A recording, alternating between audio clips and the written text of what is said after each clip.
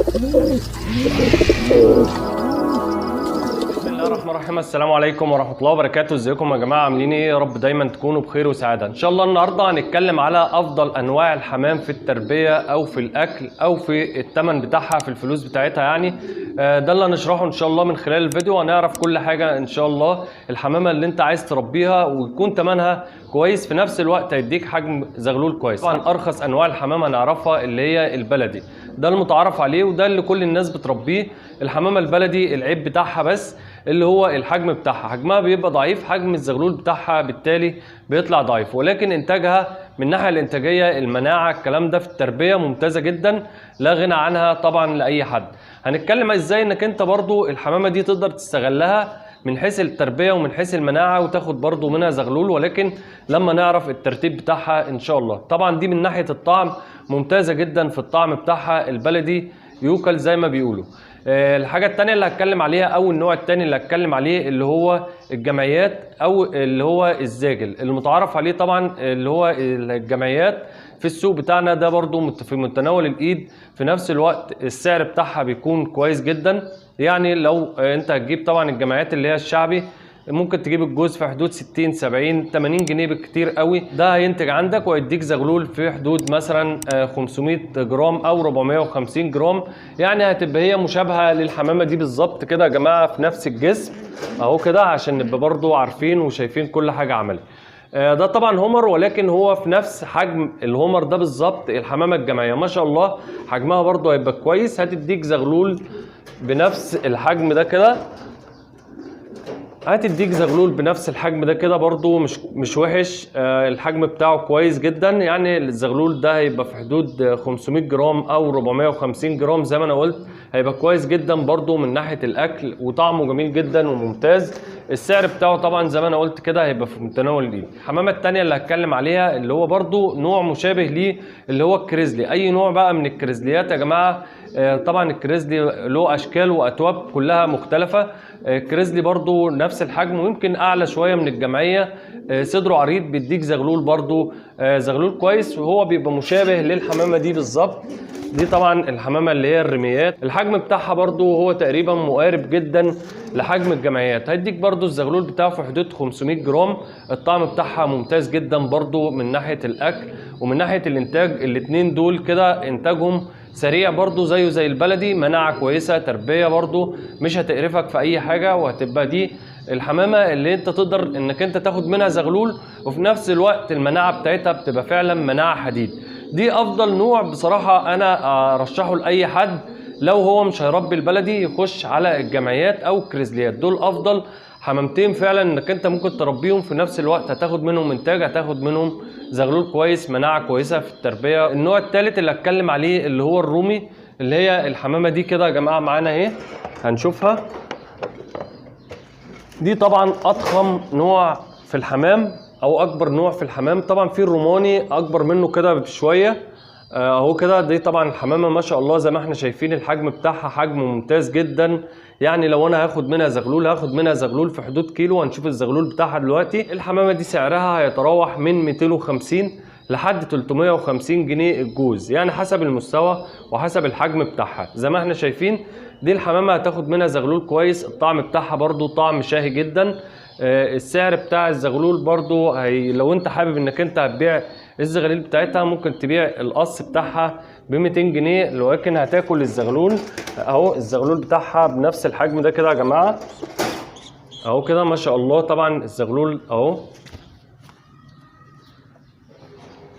طبعا الزغلول يمكن خلاص قرب يكبر، ولكن الزغلول ده يعمل له بتاع كيلو لو انا وزنته، او 900 جرام بالقليل قوي. طبعا بتبقى كويسه جدا برضو في الاكل، ولكن بتبقى فيها زي نسبه دهون، او تحس ان هي الحمامه سمينه شويه زي ما احنا بنتكلم.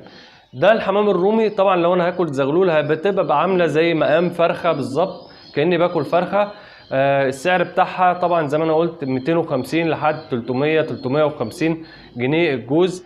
النوع الرابع بقى اللي هتكلم عليه اللي هو الحمام اللاحم. طبعا ده احنا عارفينه دلوقتي منتشر فعلا في السوق. ده الحمامه اللي هي تعتبر عامله ميكس بالثلاث انواع اللي احنا شفناها. يعني الحجم اللي هو اكبر طبعا من الحمام الكريزليات والحمام الجمعيه، واكبر من البلدي، وقليل شويه عن الحمام اللي هو الرومي، او اقل نسبيا من الحمام الرومي اللي هو بيديك الحمام اللي هو بيتقال عليه الحمام التلتينات. ده بيديك زغلول في حدود مثلا 650 جرام او 630 حسب التغذيه بتاعتك او حسب حجم الحمامه اللي عندك.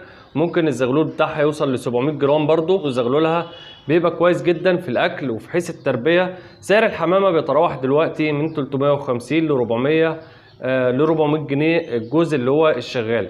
الزغلول بتاعها بقى طعمه جميل جدا وممتاز جدا، برضو بيبقى مشابه لطعم الحمامه اللي هي الرومي، يعني يعتبر عامل ميكس ما بين الرومي وما بين طعم الحمامه اللي هي الكريزليات او الجمعيه.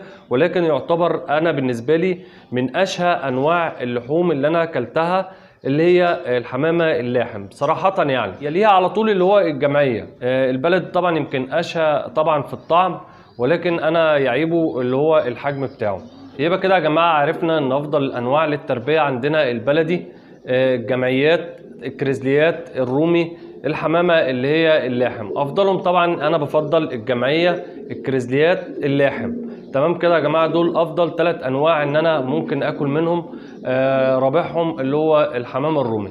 لو انا عايز بقى ان انا اعمل طبعا ميكس ما بين الحمام ده كله، ممكن ان انا اخلط الحمام الرومي دي هتديني طبعا حجم زغلول في نفس الوقت، يا ما بين الجمعيه او الكريزلي او البلدي او اللاحم، يعني اي نوع من الانواع دي، بحيث ان انا اوفر شويه في الفلوس وشويه ان انا يبقى الانتاج بتاعهم سريع. يعني انا بفضل ان انا ادخلها ما بين الجمعيه وما بين الحمامه اللي هي الرومي، وهتدينا نفس الشكل بتاع الحمامه دي كده بالظبط، اللي هي عامله ميكس ما بين الرومي وما بين الحمامه اللي هي الجمعيه او الكريزلي او البلدي. ده الحمام اللي هو يعتبر التلتينات. ده سعر الجوز يا جماعه بيتراوح ما بين 100 جنيه او 75 جنيه، يعني الحجم بتاعها ممتاز. لو انت طبعا عايز تبعد بعيد عن الانواع دي كلها، هتجيب الحمامه دي كده اللي هي طبعا هتبقى موجوده، مش لازم انك انت حتى تهجنها، هي موجوده اسمها حمامه تلتينات. لا هي طبعا لا رومي طبعا متهجنه، ممكن تلاقيها متهجنه ما بين رومي او بلدي او جمعيه او رومي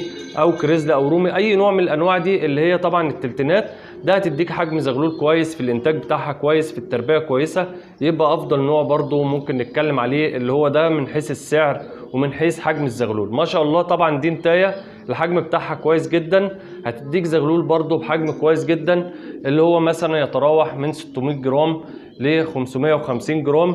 يبقى ده من الانواع برضو اللي انا ممكن افضلها. كده احنا عرفنا ان بقى عندنا حوالي 4 أو 5 انواع عندنا. اول حاجه يا جماعه اللي هو البلدي، الجمعيه. طبعا انا برافض طبعا موضوع البلدي ده.